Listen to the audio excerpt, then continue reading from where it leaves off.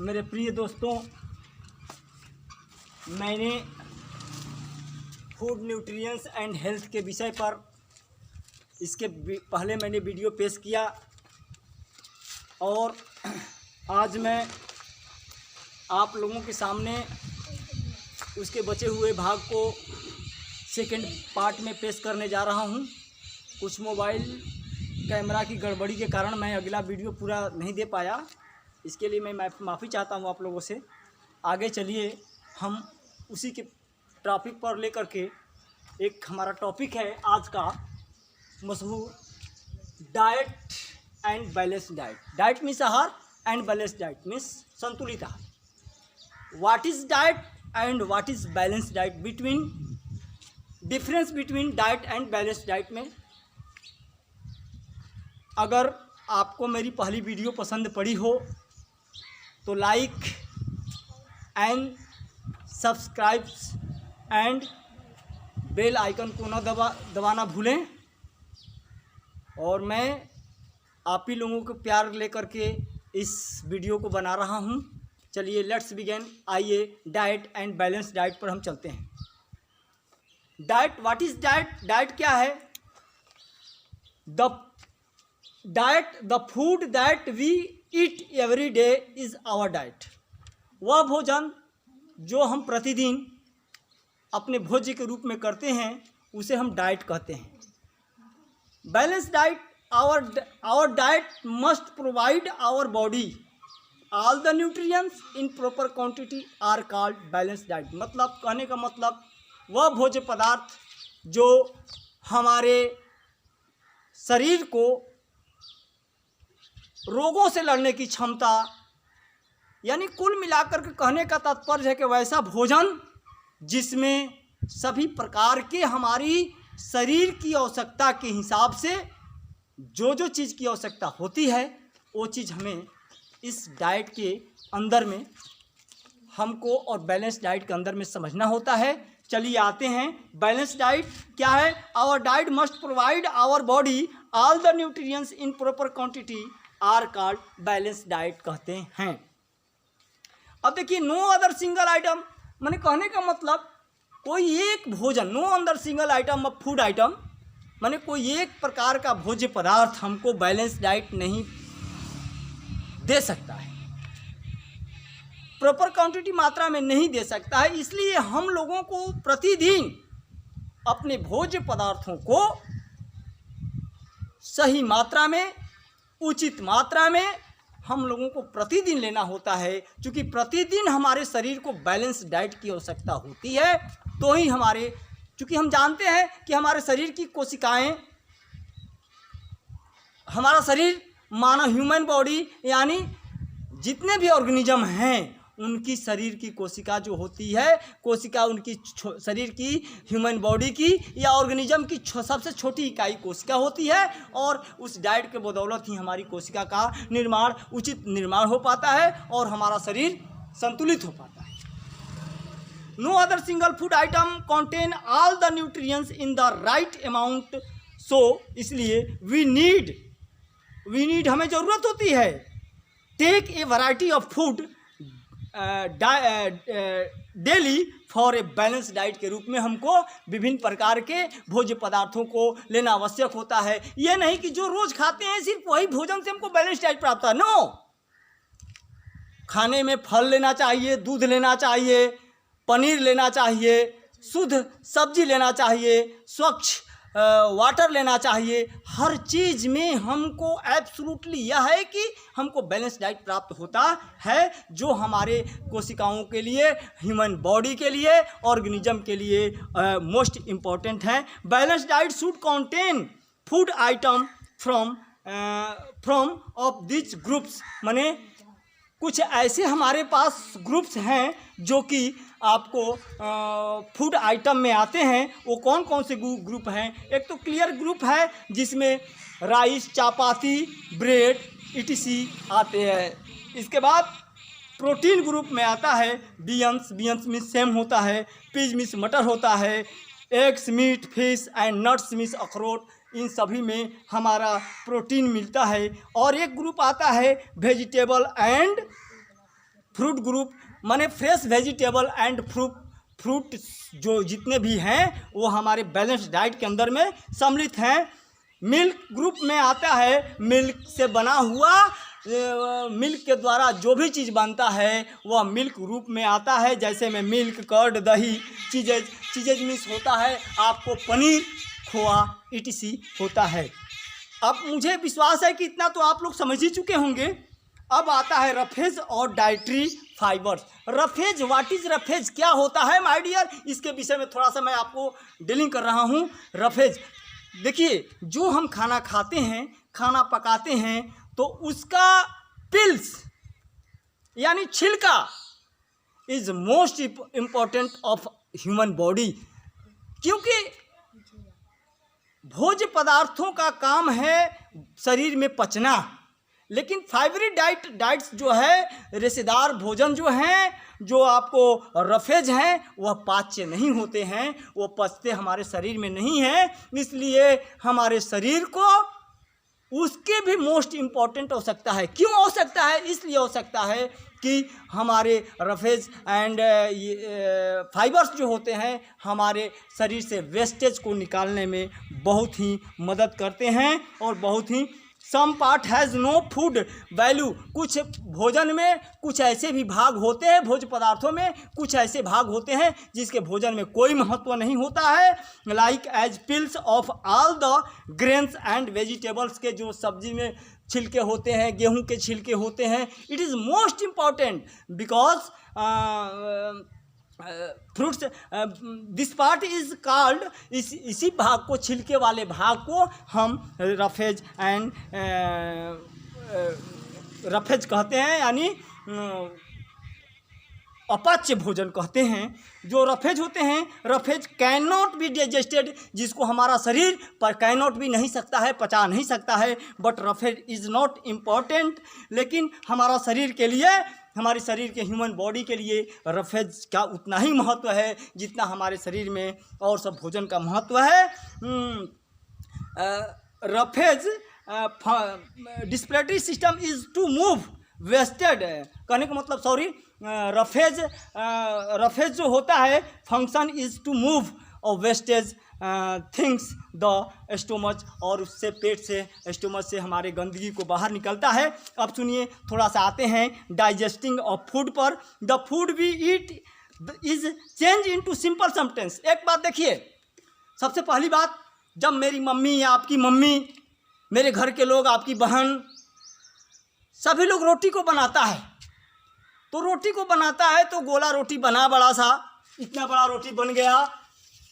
अब उसको इतना बड़ा जब रोटी बना तो इसको जब हम खाना खाने बैठते हैं, हमारे पिता बैठते हैं, आप बैठते हो, तो इस रोटी को तोड़ते हो छोटे छोटे, यानी कहने का मतलब कि फर्स्ट रोटी का ब्रोकन हाथ से होना स्टार्ट होता है, इसके बाद दूसरा ब्रोकन मुख में होता है, माउथ के अंदर होता है। तो कह रहा है the food we eat is change into simple sentence, यानी कहते हैं कि जो भोजन हम खाते हैं और उसको हम चबाते हैं तो वह सिंपल सब्सटेंस, यानी वो प्रचुर मात्रा में उसको चूर्ण बनाता है, चूर्ण करता है, change into simpler substance by various organs, विभिन्न अंगों के द्वारा जो भोजन हम करते हैं उस अंगों के द्वारा उस भोजन को चूर चूर करके उसको साधारण वस्तु सिंपल सब्सटेंस में बनाया जाता है। Into simpler substance is called digesting of food, इसी को हम भोजन का पाचन करना कहते हैं। Simple substance are then observed, और सिंपल जो उसमें बना हुआ जो सिंपल सब्सटेंस है are observed into the water, जो पानी में मिला हुआ सिंपल सब्सटेंस है जो हमारे ब्लड के अंदर में उपस्थित होता है, वह सिंपल सब्सटेंस को ऑब्जर्व किया जाता है। अब स्टेप ऑफ डाइजेस्टिंग सिस्टम क्या है, अब इसको हम देख लेते हैं 1 सेकेंड के अंदर में। स्टेप ऑफ डाइजेस्टिंग सिस्टम क्या है देख लीजिए थोड़ा, देखें, इसका होता है we eat, step of digestion, the digestion of food start from the mouth, यानी भोजन का पाचन की क्रिया जो होता है मुख से चालू होता है। The food is broken down to simpler sentence, यानी उस भोजन को हमारे मुख में सिंपल सेंटेंस में बदला जाता है। इस बार आई टीथ, हमारे दांतों के द्वारा व्हेन वी च्यू, जब हम चबाते हैं तो उस भोजन को सिंपल सेंटेंस में बदल करके विथ में साथ में सलाइवा इन द माउथ, जो मुख में सलाइवा ग्लैंड होता है, सलाइवा रस होता है, वो saliva is a digestive juice, जिसको सलाइवा को हम पाचक जूस कहते हैं, मेड बाय द सलाइवरी ग्रैंड्स, जो सलाइवरी ग्रैंड से उत्पादन होता है वह भोजन को पचाने में काम करता है। It is help in the digesting of carbohydrates, ये कार्बोहाइड्रेट्स का डाइजेस्टिंग करता है। Also start breaking down starch, और ये तोड़ करके इसके छोटे छोटे पचा करके इसको स्टार्च इनटू सिंपल सब्सटेंस में बदल देता है, जैसे glucose. When we slow food, जब हमने स्लाउ यानी सवाल हो जो हम अपने भोजन को चबाते हैं फूड, तो यह जो होता है यह ग्लूकोज में बदल जाता है। It goes into food pipe, और यह भोजनली के द्वारा, फूड पाइप मीन्स भोजनली के द्वारा फूड पाइप में जाता है। The food pipe opens into the stomach, और फूड पाइप कहाँ खुलता है? हमारे आंत में, पेट में खुलता है। In the stomach food remains in the stomach 3-4 hours, माने जो भोजन हमारे शरीर के अंदर जाता है वो 3 से 4 घंटे में वो पचता है और ये शरीर में रहता है। द स्टोमच मस्कल्स चूर्ण, और स्टमक के मांसपेशियाँ जो होते हैं वो उसको मतलब कि उसको मिलावट करते हैं, उसको पीसते हैं। The food with more digestive juice, माने जिस भोजन में डाइजेस्टिव जूस अधिक होता है। दे ब्रेक डाउन प्रोटीन्स, और वो तोड़ करके उसको protein and any other substance in simple substance में बदल देता है। अब होता है from the stomach the food goes into long coil. एक हमारे शरीर में 2 प्रकार की आंतें होती है, एक आंत का नाम है स्मॉल इंटेस्टाइन और बड़ी आंत का नाम है लार्ज इंटेस्टाइन। तो इसमें इसी को कह रहा है कि द फूड गोज जाता है इनटू द लॉन्ग कोइल्ड, माने लंबा कोयल आकार का है, माने पाइप आकार का है ट्यूब, जिसको हम कॉल्ड स्मॉल इंटेस्टाइन कहते हैं। द इनसाइड वॉल्स, जो स्मॉल इंटेस्टाइन छोटी आंत की आंतें का दीवार of this small intestine produce of a juice that mix with a food, उससे जो दीवार से एक रस निकलता है जो भोजन के साथ मिक्स होता है। The liver and the pancreas also pure the juice into the small intestine, और लीवर और जो पेनक्रियाज है उस पर उड़ेल देता है लार्ज स्मॉल इंटेस्टाइन में। This juice complete the digestion of food, और यही जूस भोजन के पाचन में संपूर्ण मदद करता है। The digested food is almost like a liquid, और जो पचा हुआ भोजन होता है और जो उससे निकलता है लिक्विड की तरह होता है। It is observe into the blood through the walls of the small intestine and is carried all of body, और इसको उस ब्लड को ऑब्जर्व करके ब्लड में मिश्रित करके लार्ज स्मॉल इंटेस्टाइन में पहुंचाता है all parts of the body, और ये लार्ज स्मॉल इंटेस्टाइन सभी भागों में पहुंचाता है।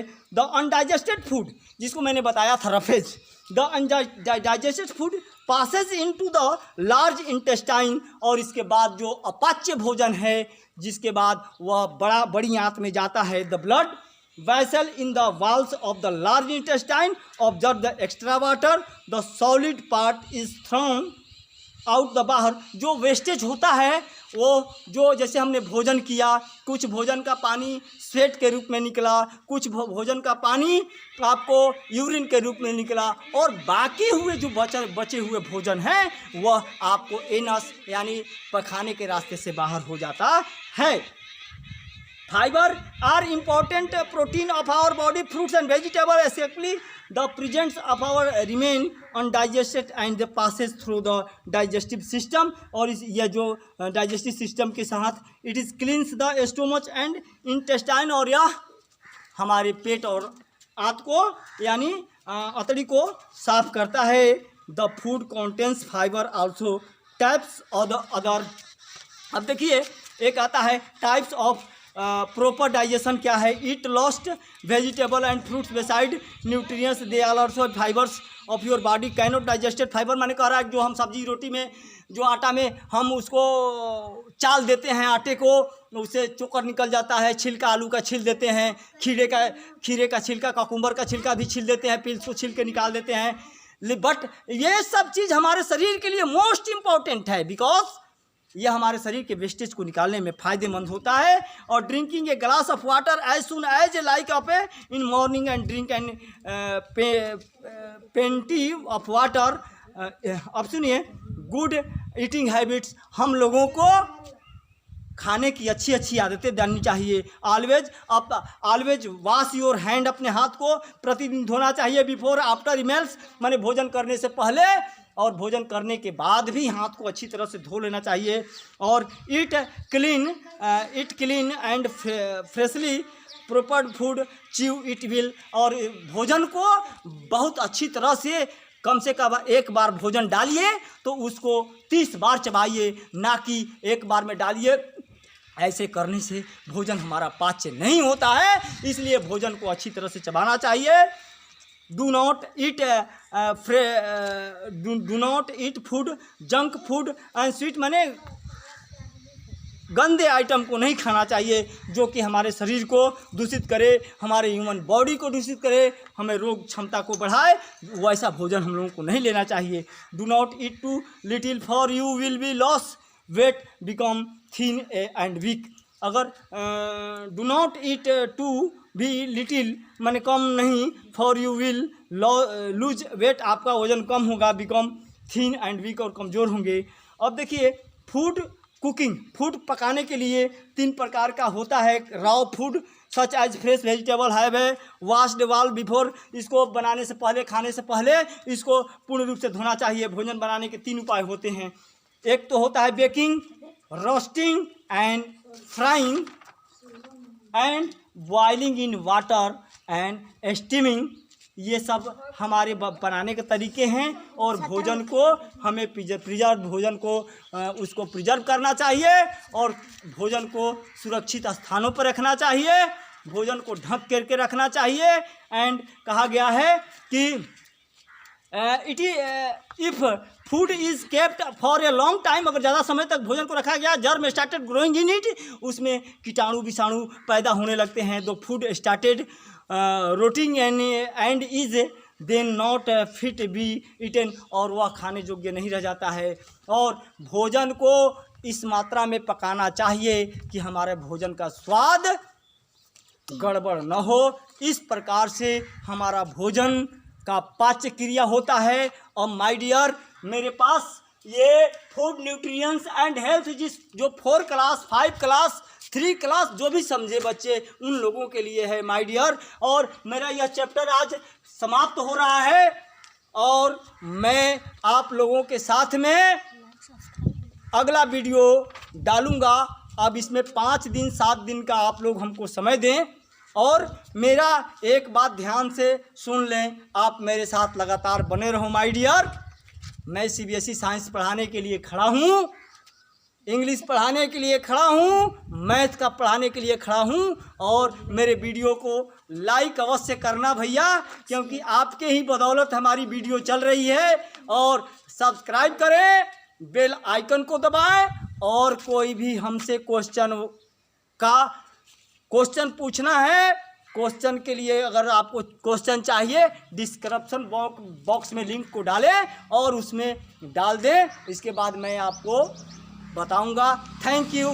जय भारत, जय वंदे मातरम, जय हिंद।